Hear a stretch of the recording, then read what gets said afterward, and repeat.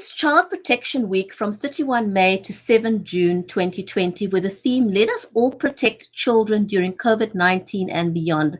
How absolutely appropriate, because one of the unintended consequences about the lockdown is the increase in violence against women and children in South Africa.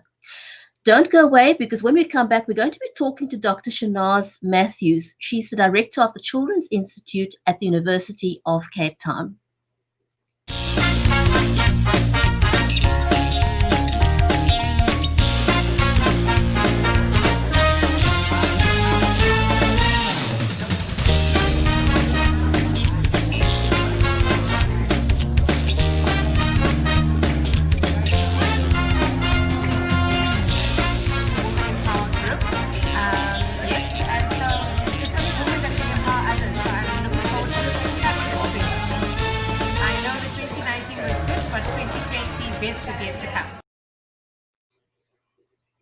If you're just joining us, a very warm welcome to the Cappuccino Club social TV show. I'm your host, Bridget Lambanda from Cape Town in South Africa.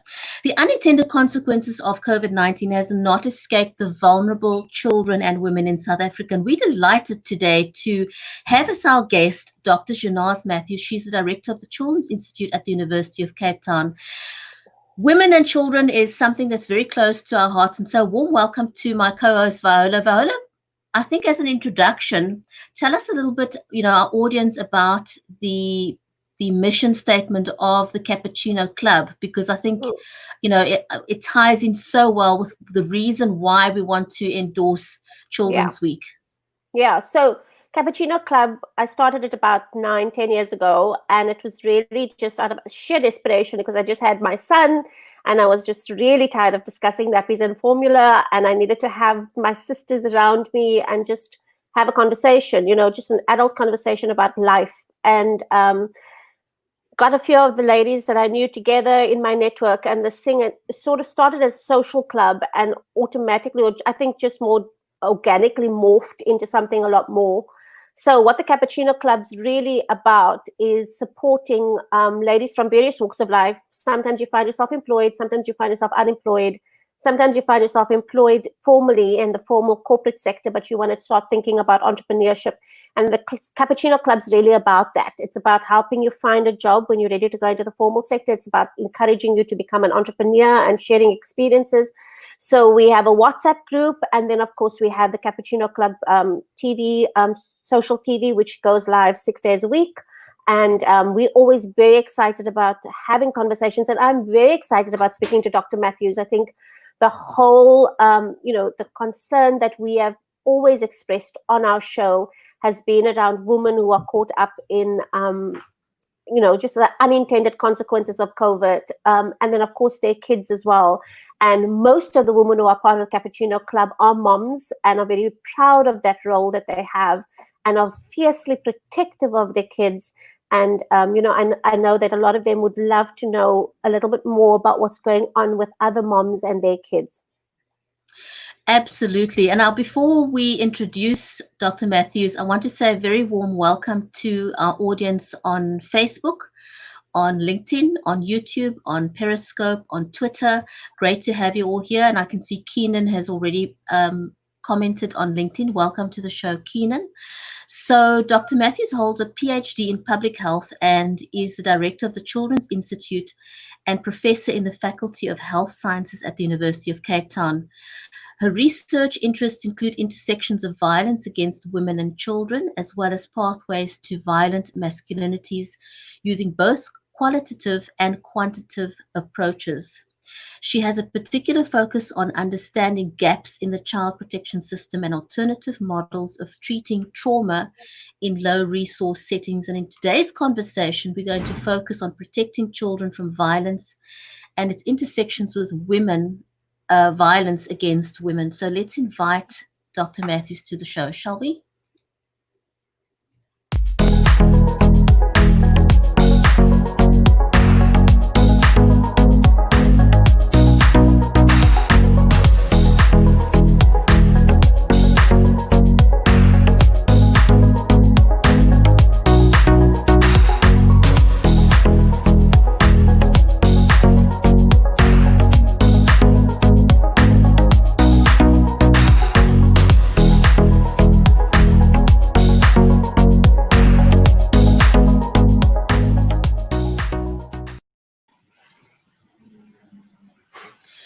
Shanaaz, a warm welcome to the show. We're so honored and pleased to have you join us this evening. Thank you. Well, I'm very honored to be here. Thank you for inviting me, and good evening to the guests out there as well. Thank you so much, Dr. Matthews, for joining us. It's Brigitte always does such a good job of her introductions, and of course, it's always very formal introduction. But we'd love to know, how did you actually come to be in the role you're currently in? Tell us a little bit about your story. Okay. Well, I think, I was a student in the early 80s and studied social work, in fact. And my first job was working at the Red Cross Children's Hospital as a clinical social worker. And at that stage, worked very much with child sexual abuse and physical abuse of children, and also families. So one of the main areas I worked in at that stage was, in fact, oncology, so children who were busy dying and supporting families in grief. And I think once I had my own children, I started realizing that perhaps it's time to venture beyond the clinical work. I enjoyed it terribly, but also was always very interested in community development. And you'd find it fascinating. So one of my first ventures outside of clinical social work was working on establishing the Network on Violence Against Women. And this was in 1997, 1998. And then logically what happened at that stage was we had all the new legislation being formulated, and my work then was around supporting women's voices to get heard in Parliament in shaping the domestic violence legislation in 1998. And then understanding how powerful research can be to influence policy making, and decided that, I'd love to do a PhD. And my PhD then was in public health and not social work. And my research focus was on intimate femicide in South Africa. So all your statistics you hear around a woman is killed every 6 hours in South Africa is based on some of the research that I've done over the years. And I think that was my entrance. So in fact, the position I have now, I think is a culmination of doing both clinical work, doing community development work, and then working for a long time at the Medical Research Council and bringing all this together to the Children's Institute, which I've been with for over 7 years now. Wow, that's such a nice thing to hear, people's journeys and their stories that bring them to where they are. Well, I think the interesting thing is, and I always hear, my English teacher said to me when I was matric, she said, Shanaaz, why on earth do you want to go and study social work? And you've got to remember, I was matric 1982, so that tells you a little bit of how old I am. And I distinctly remember my English teacher saying to me, it's supporting the apartheid system rather than dismantling the system, which we were all fighting against. However, I think the skills I learned as a social work student still is with me today. Having, done a PhD in public health, working at the Children's Institute, I draw on those skills on a daily basis to interact with, a range of people. And I think, I still hear Mrs. Keys in my head saying, why on earth do you want to do social work? Oh my goodness. Yeah. Shanaaz, I really want to understand, children by their very nature are so vulnerable, and generally speaking, as humans, as women in particular, we want to scoop the children up and protect them. How did they become so vulnerable? Why do we have so many child victims? If the whole idea goes against the grain of wanting to protect children? I think it's really important for us to understand that when we start thinking about violence against children, we've got to see the relationship between violence against children and violence against women. And they're so interrelated.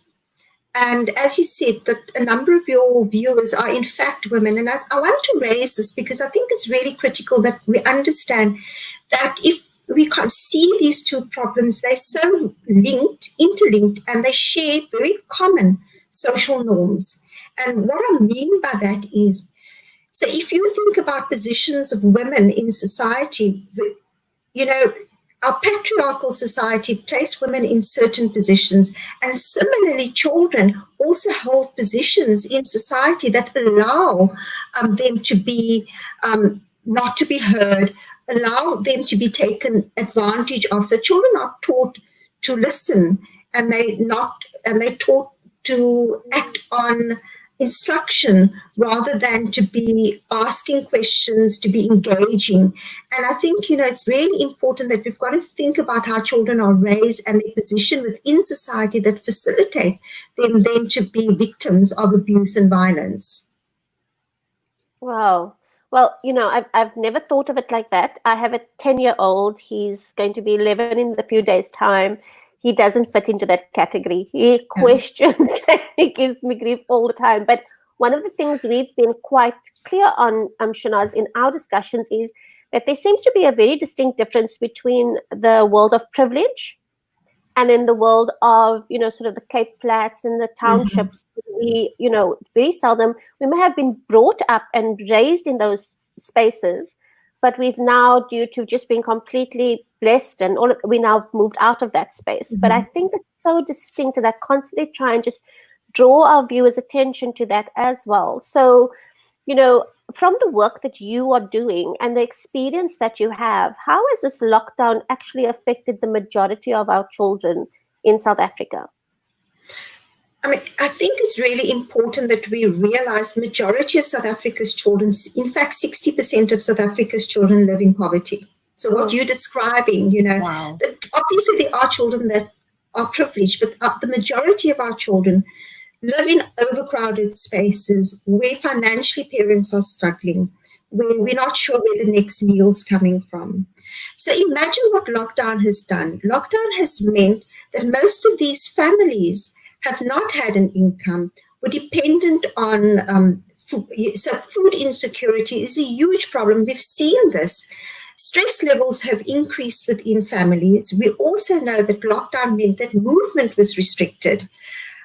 Levels of violence, we can only imagine, escalated during that time when already we had high levels of violence in households.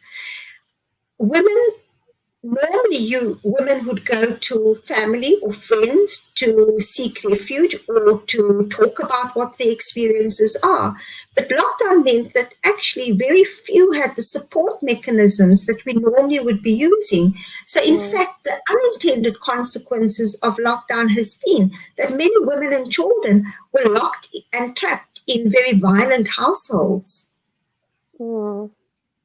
That is such a sad situation to, and I think we keep talking on the show, about remembering our privilege.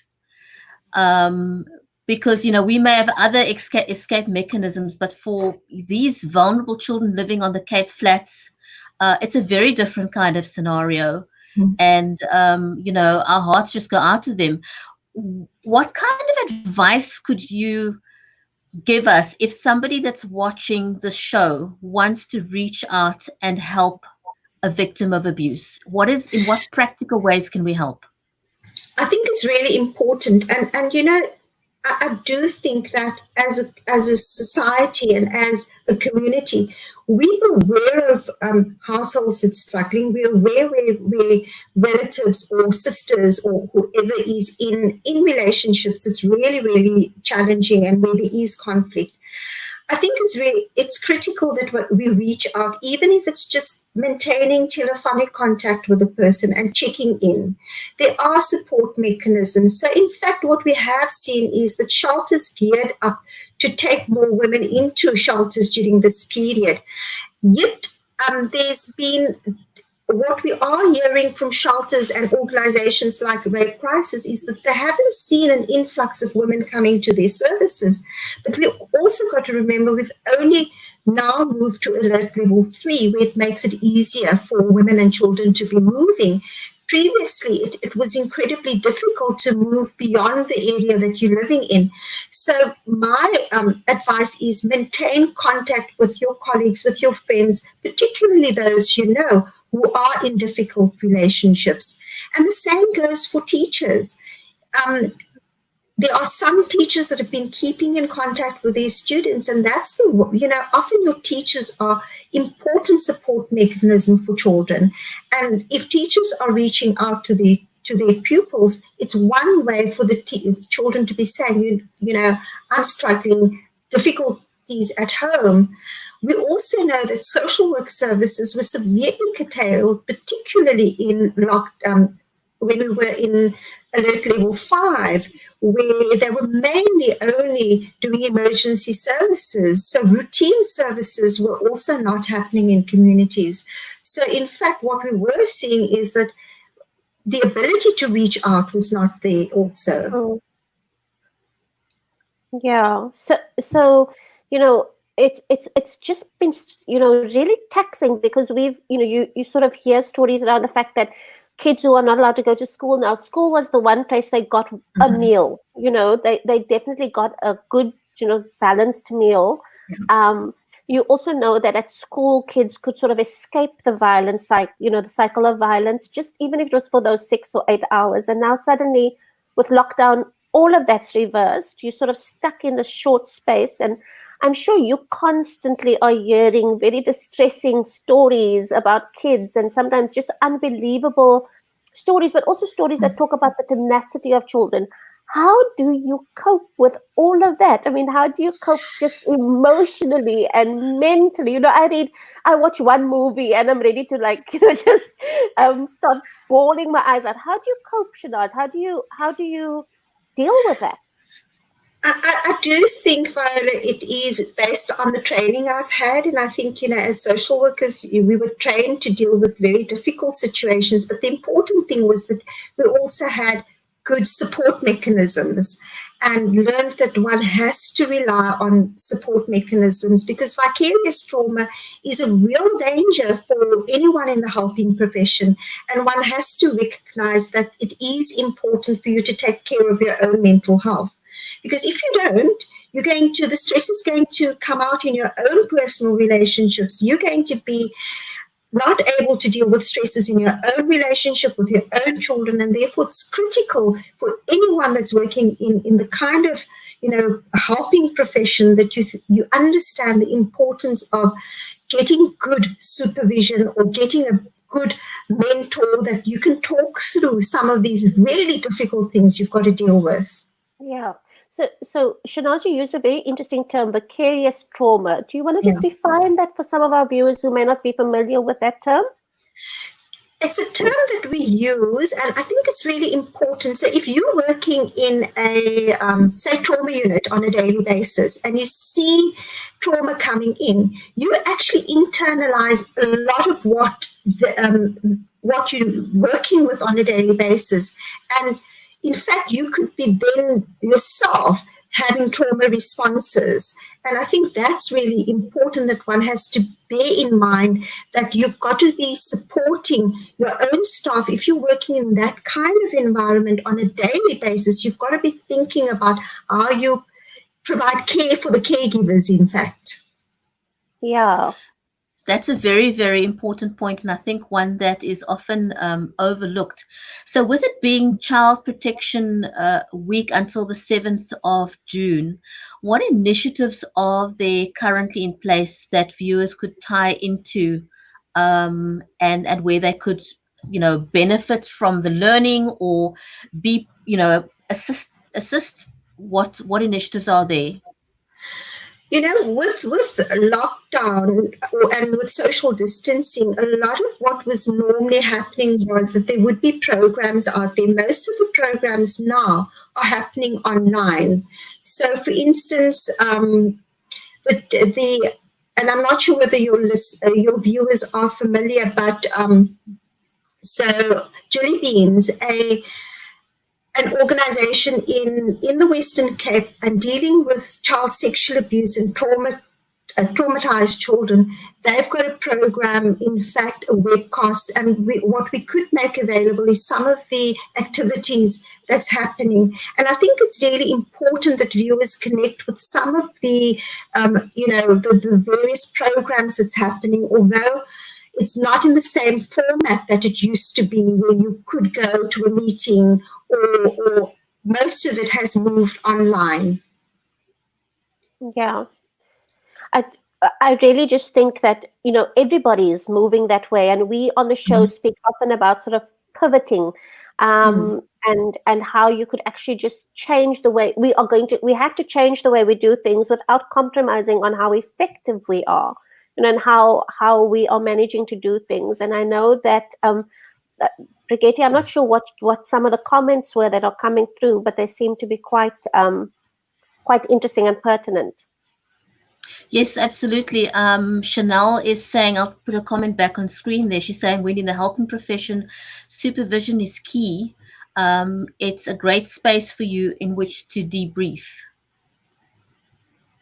Yeah, I mean, I can't agree with her more. I think it's really important. And, often, and I saw this particularly when I was doing the work on intimate femicide. One of the things we did do was we followed every case up with a police investigation. And it was really, really interesting how vicarious trauma impact on our police service with...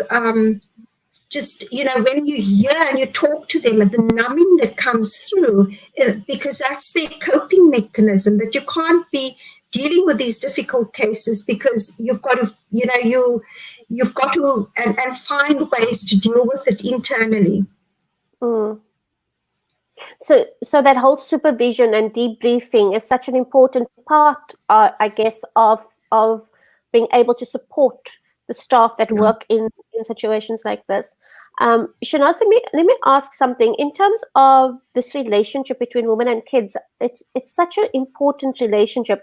Where do fathers who are active fathers, how do they fit into that space? Especially when it's a father-led household, how do they fit into that? Because we want to see more of our fathers playing a role. What kind of support do we have for dads who are trying? I think that's a really important question, because I think we don't give our fathers enough space to engage with children. And if you start thinking about what the needs of children are, it's really, really critical that children have a nurturing relationship with both mother and father, whether they're still married in a relationship or together, or whether they're no longer together. My work has shown, particularly with young men, that relationship between father and their son is critical, as well as for daughters. And therefore, I do think we don't have enough programs running out there that can support fathers in their role of taking on the role of being a father. I know there is some work being done by Sonke Gender Justice around men and men who care. And I think it's really critical for us to instill in, particularly, and I want to go back to talking about gendered roles and the kind of gendered stereotypes that we raise our children with, that I think it's critical that we start with this in our own homes, that we teach as we raise our children, that they are taught that there isn't that gendered distinction, that boys can be gentle, that they can be caring and nurturing. And similarly for girls to understand that they can achieve as well, that they don't just have a role to be a homemaker. And I think that's our starting point, should be in the home and the way we raise our children. That is so true. Chanel's just put another comment. She says, what can we as citizens do to help support women and children who are stuck in households of abuse? She says many women struggle to leave these households despite being severely abused. So what is it that we can do? I'm thinking back. So I said in my introduction that one of the things I did do in the 90s was to work on establishing a network on violence against women. And part of within that network was also we established a court support program for women who were applying for protection orders. And the interesting part was that I did research and wanted to understand, because I couldn't understand why women would apply for a protection order, but then withdrew it. And women very interestingly said to me, I love my partner. All I want him is to stop beating me. And I think until we understand that there is a cycle of abuse, and that for women to leave that relationship, it's a journey she's got to be on, that you can give her advice, but until she gets to that realization that actually the best thing for her and the children is to leave that relationship, she's not going to act on it. But I do think the important thing is to be available, to listen to her, and not to give up. I think it's also critical that we connect women with support services, and for them to go through a counseling service where they are able to, because often if you think of abused women, it's the self-esteem that she's been demoralized. She doesn't believe in herself. The self-esteem is so low. And because of that, she's not able to take that courageous step of saying, I'm going to leave her. And how many women don't we know that have taken that step and then go back to the partner? Yeah. So I think it's really, really important for us not to give up on women, but to link them with appropriate services. And there are support services out there who will walk the journey with them, and to understand that it's not an easy thing. But I do think it's important that all our viewers out there realize that support is critical. Don't give up on them. Yeah. Dr. Shanaaz, one of the things that we've also sort of been talking about and just, understanding is that abuse is something that stretches across all economic sectors, so you just may have different types of abuse, like in a more affluent space, it might be more emotional and mental abuse, especially of the kids as well. Where, sort of in more economically challenging circumstances, it might be physical abuse, but the abuse isn't a respecter of persons in terms of your economic status. You could be in a fancy home in Camps Bay or, Constantia, and behind those doors, these children are being abused emotionally and mentally. Fiona, the one thing I want our viewers to understand, and I started off talking about the relationship between violence against women and violence against children. And I said that they share common risk factors, they share common social norms, right? I started off saying that. And it's really, really important to understand that the shared risks, so what's under shared risk factors are critical, because you were talking about the fact that emotional abuse, and we've got to, when we think about risk factors, it's really, really important. So even when a child witnesses abuse in the household, so their mother being abused, or just, so they don't have to experience it themselves, they just have to be exposed to it. It impacts on them lifelong. So boys who witness a mother being abused are at increased risk themselves of becoming perpetrators. And for girls, they're at increased risk of being victims later on.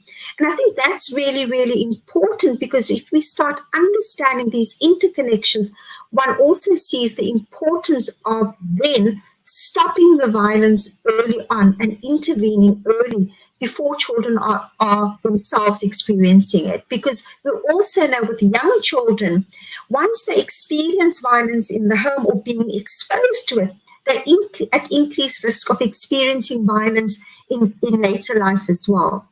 Wow. That's a very important point. Shanaaz, if anybody is wanting to reach out and offer assistance, who can they make contact with?